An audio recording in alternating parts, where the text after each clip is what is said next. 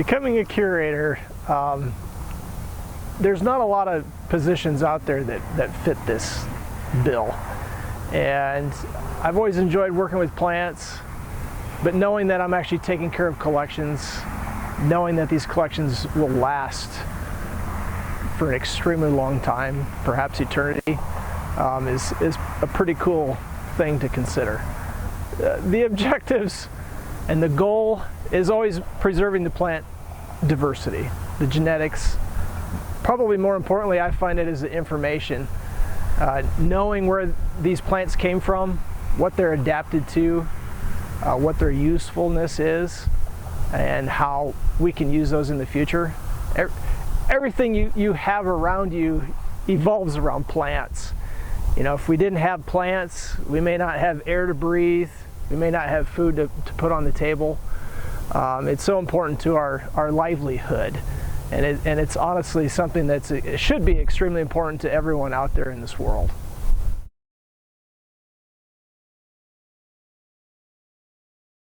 So the use of these plants has many purposes. A lot of times we focus on food, you know, working on specific crops, but my crops are a little bit different in the fact that they may have more of a ecological benefit. So there's lots of folks that are trying to use genetics that can be used for restoration purposes, as getting as crazy as biofuels, to textiles, to medicinal plants, all of the drug discoveries that are happening these days. There's lots of ways that the plants that I curate are being used for.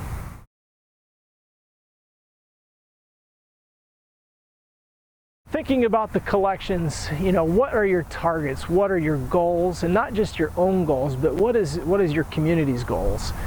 What I see sometimes as being important is maybe a little bit different than others, but thinking about the big picture, because a plant can have many different purposes. Whether it's, you know, I mentioned those previously, but that's a tough question. Thinking about what the goals are long term, you know, and keeping in mind how these plants are related to each other, so not just focusing on a specific taxa, but thinking about the wild relatives that tie into a genus per se, and also a family in general, and making sure that you have a way to preserve these. A lot of these collections are very difficult to preserve, and some of these are maintained as clonals, as plants in the field, and others as seeds, and sometimes we just don't know how long they're going to persist in storage, and if preserving them is even a reality. It's hard.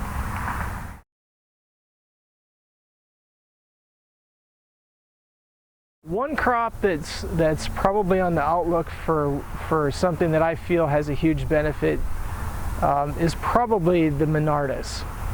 It's in the mint family.